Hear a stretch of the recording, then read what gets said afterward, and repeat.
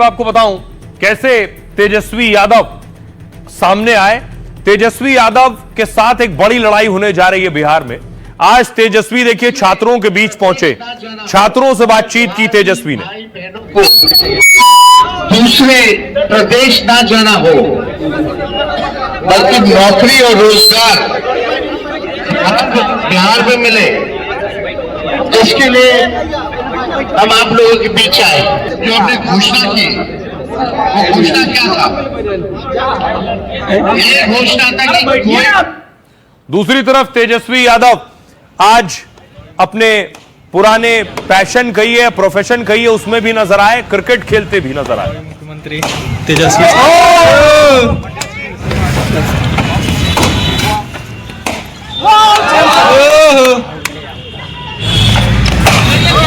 को उम्मीद है इस बार विधानसभा चुनाव में वो ऐसे ही चौके और छक्के लगा पाएंगे,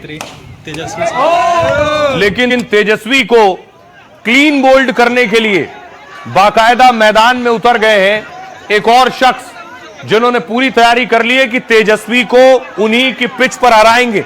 ये आप देख रहे हैं प्रशांत किशोर आज पहुंचे थे राघोपुर।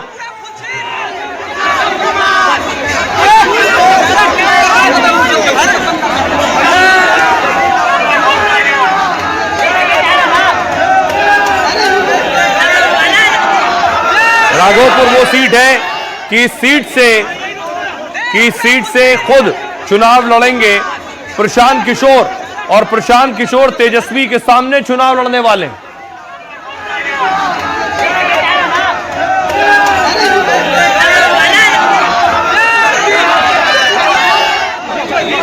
आपको क्या लग रहा है? हम डरने वाले लोग हैं?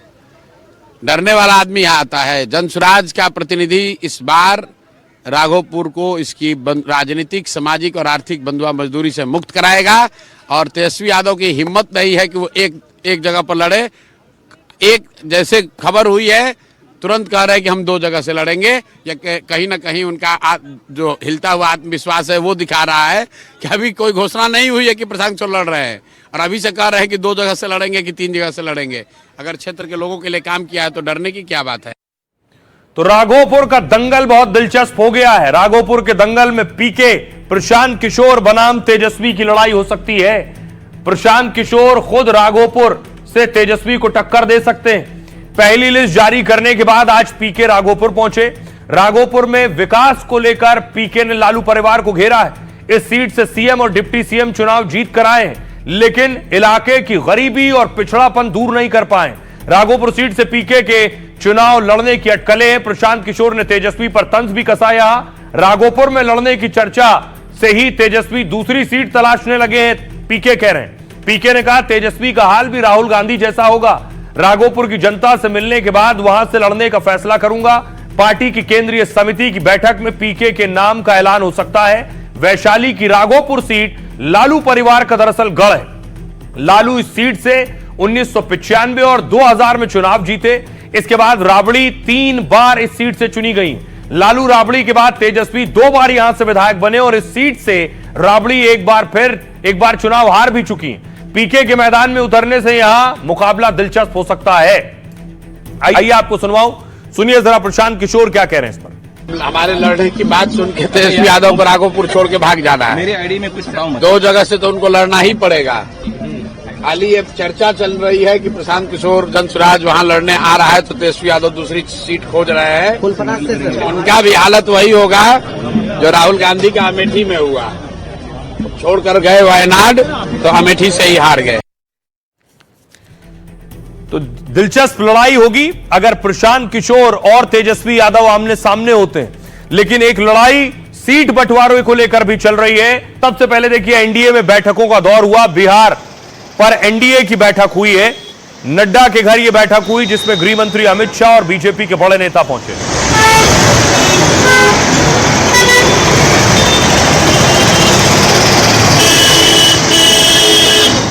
उसके बाद बीजेपी कोर ग्रुप की बैठक हुई। विनोद तावड़े, धर्मेंद्र प्रधान, ये सारे नेता इस बैठक के लिए पहुंचे।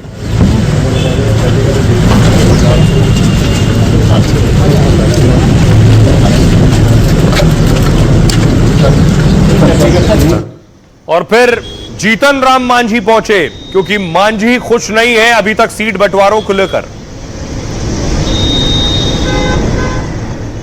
कल तक खबर थी कि चिराग खुश नहीं है, चिराग रूठे हुए हैं। आज खबर आई कि उपेंद्र कुशवाहा और जीतन राम मांझी भी खुश नहीं है।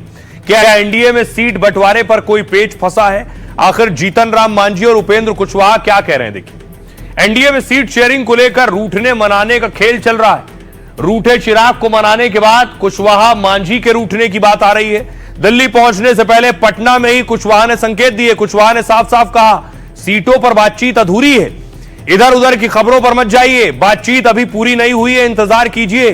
कुशवाहा 20 सीटों की डिमांड कर रहे हैं। सूत्रों के मुताबिक उन्हें 6 सीटें मिल सकती हैं। मांझी ने पहले ही 15 सीटों की डिमांड कर रखी है और इसको लेकर सोशल मीडिया पर दिनकर की कविता मांझी ने शेयर की थी, दे दो केवल 15 ग्राम, रखो अपनी धरती तमाम। जीतन राम मांझी संतोष सुमन के साथ दिल्ली पहुंचे। बीजेपी अध्यक्ष नड्डा से उनकी मुलाकात हुई। मांझी ने अब 10 विधानसभा सीटों की शर्त रखी है। पहले 15 मांग रहे थे, अब 10 पे आए। बिहार में सीट बंटवारे पर दिल्ली में बैठकों का दौर हुआ। जेडीयू 102, बीजेपी 101 सीट पर चुनाव लड़ सकती है। चिराग को 24, मांझी को 10 और कुशवाहा को 6 सीट मिल सकती है, लेकिन बाकी दलों के दबाव की वजह से ये आंकड़े बदल भी सकते हैं। आइए सुनवा रहा हूं आपको, सुनिए जरा सियासतदान क्या कह रहे हैं। बातचीत पर सहमति के बारे में सहमति अभी नहीं बनी है, बातचीत अधूरी है, बातचीत का दौर जारी है। हम लोगों ने अपनी बात शीर्ष नेतृत्व के पास, जो भाजपा के शीर्ष नेतृत्व है, जो भी हम लोग से डायलॉग कर रहे हैं, उनके पास हम लोगों ने अपनी बात रख दी है। विकल्प हमारे पास खुले हैं, सभी विकल्प खुले हैं, क्योंकि आप लोग जानते हैं एक पुरानी कहावत है कि राजनीति में न किसी का कोई दोस्त होता है और न किसी का कोई दुश्मन होता है। बहुत सकारात्मक, बहुत अच्छी चर्चा हुई है और हमने हमारे राष्ट्रीय अध्यक्ष चिराग पासवान जी को बिहार विधानसभा चुनाव के अंतिम फैसला लेने के लिए अधिकृत कर दिया है। जो भी यहाँ से गठबंधन को लेकर के, सीट को लेकर के या फिर सीट के चयन को लेकर के होगा, वो सब पे अंतिम निर्णय हमारे राष्ट्रीय अध्यक्ष चिराग पासवान जी का होगा। सब लोगों से वार्ता चल रही है और पार्टी के अंदर मंथन चल रहा है। जल्दी सब चीज आपके सामने है। सर, उपेंद्र कुशवाहा नाराज बताए? नहीं, कोई नाराजगी नहीं है, सबने अपनी अपनी बात है। चिराग पासवान खुश हो गए सर? सब खुश। एनडीए में सब कुछ तय हो चुका है। एनडीए चट्टानी एकता के साथ बहुत ही पहले आगे बढ़ चुकी है।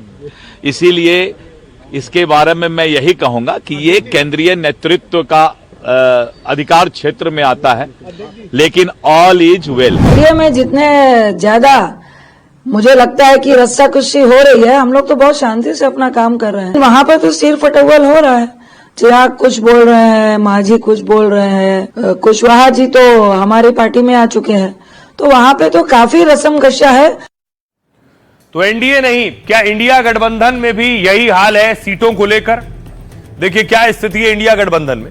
महागठबंधन में भी सीट शेयरिंग को लेकर मारामारी है। 95% सीटों पर सहमति बन जाने का दावा है। 10 से 12 सीटों पर मामला अभी फंसा हुआ है। सीटों की अदला बदली को लेकर भी टकराव है। आज रात तक सहमति बनाने की कोशिश चल रही है। 1 से 2 दिन में आधिकारिक ऐलान हो सकता है। आरजेडी 134 से 135 सीटों पर लड़ सकती है।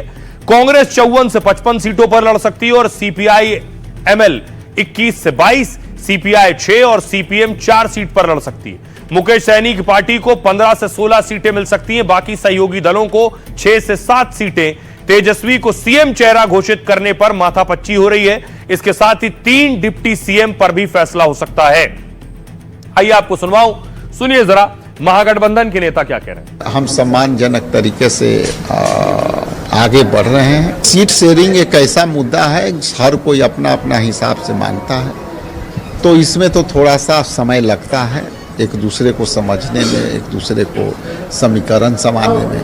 हर व्यक्ति, हर दल अपना समीकरण के हिसाब से सोचता है, तो अपने हिसाब से कर लेंगे। अब जो आरजेडी है वो टेक्निकल आरजेडी है। पहले जो आरजेडी थी वो मास आरजेडी। अब टेक्निकल चीजों में आप फंस जाइएगा तो लेट तो होगा भैया। 2+2 मैंने तो पहले भी कहा कि अपने सभी एलाइज को सम्मान दो। कांग्रेस के हक को, कांग्रेस के रेस्पेक्ट को राहुल गांधी के रहते कोई नहीं छीन सकता। मैं आपको बताऊं, जितने गठबंधन के घटक दल है उतना उप मुख्यमंत्री की मांग, उतने उप मुख्यमंत्री की मांग हो रही है। पानी में मछली और 9 कुटिया हिस्सा, है ना।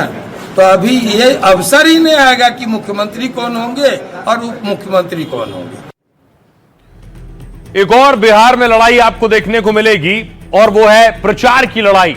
कल तक खबर यह थी कि योगी आदित्यनाथ डिमांड में है, आज खबर यह है कि अखिलेश यादव भी बिहार में प्रचार करने जाएंगे, यानी बिहार में अखिलेश बनाम योगी होगा। आज अखिलेश यादव पीडीए के एक प्रोग्राम में थे और बाकायदा कार्यकर्ताओं और नेताओं के बीच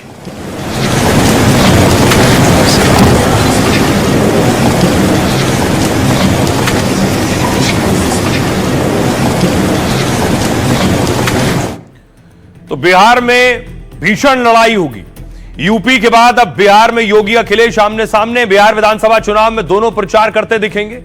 अखिलेश जहां महागठबंधन के लिए चुनाव प्रचार करेंगे, वहीं सीएम योगी एनडीए उम्मीदवारों के लिए वोट मांगेंगे।